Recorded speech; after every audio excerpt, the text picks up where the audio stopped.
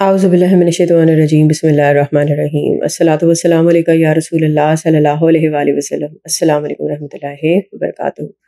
آج بہت سی جگہوں پہ جمعہ کی صبح سٹارٹ ہوئی اور بعض جگہوں پہ دوپہر کا وقت ہوگا اور ہو سکتا ہے کہ عصر کا وقت بھی ہو، تو بہت سارا درود شریف پڑھیں۔ اگر آپ کے پاس وقت ہے ابھی تو کثرت سے درود شریف پڑھیں۔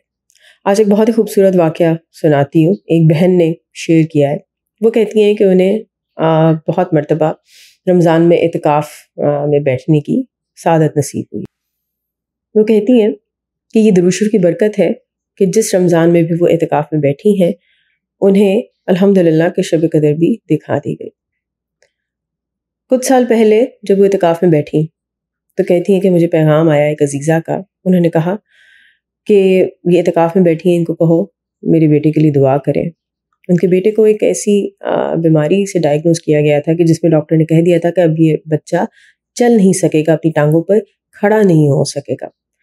تو عزیزہ نے روتے ہوئے یہ پیغام بھجوایا کہ چاہے جو بھی ہو جائے میں اپنے بیٹے کو اس حالت میں نہیں دیکھ سکتی، اور میں چاہتی ہوں کہ میرا بیٹا اسکول جائے، تو آپ ان کے لیے بہن کے لیے پیغام بھیجائے کہ میرے بیٹے کے لیے دعا کریں کہ وہ اپنی ٹانگوں پہ چل کے جائے۔ یہ بہن کہتی ہیں کہ میری عزیزہ اس قدر رو رہی تھیں اور ساتھ میں یہ بھی کہہ رہی تھی کہ میں نے اپنے خاندان میں یہ بات بول دی ہے کہ چاہے مجھے اس کو گود میں ہی اٹھا کے کیوں نہ لے کے جانا پڑے اسکول، میرا بچہ اسکول ضرور جائے گا۔ یہ کہتی ہیں کہ اتنی دکھی ماں کی یہ بات سن کر مجھے ایسے لگا جیسے کسی نے میرے دل پر گھونسا مار دیا ہو۔ خیر میں اعتکاف میں بیٹھی، یہ 27ویں شب کا واقعہ ہے، رات کے کوئی 2-2:30 بجے ہوں گے۔ میں جب اعتکاف میں بیٹھتی ہوں تو قرآن شریف کی تلاوت اور کثرت سے درود شریف پڑھتی ہوں، درود ابراہیمی۔ تو کہتی ہیں کہ ایک دم سے ایسے محسوس ہوا جیسے آسمان اور ہر طرف شدت سے روشنی آ گئی ہو ایک دم۔ کہتی مجھے اندازہ ہو گیا کہ یہ قبولیت کا لمحہ ہے۔ میرے دل پر ایک بوجھ آ گیا اور خود بخود میرے آنسو رواں ہو گئے۔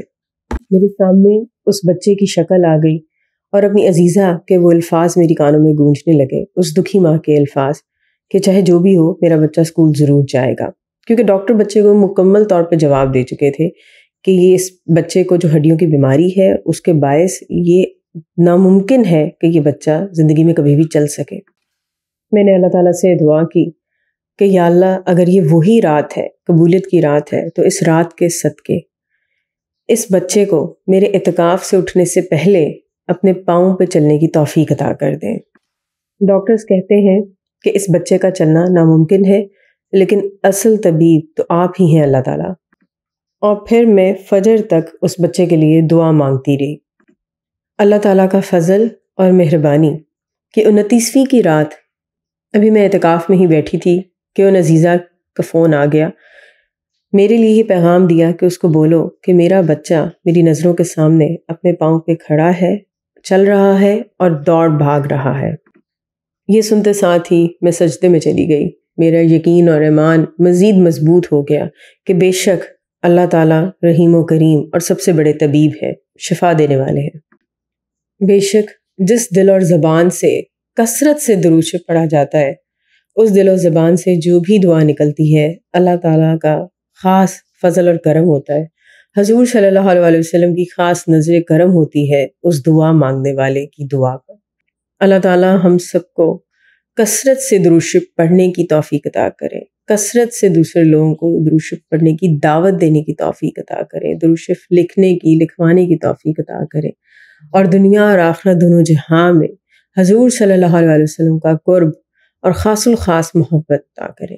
آمین ثم آمین۔ الصلاۃ والسلام علیکہ یا رسول اللہ صلی اللہ علیہ وآلہ وسلم۔ السلام علیکم ورحمۃ اللہ وبرکاتہ۔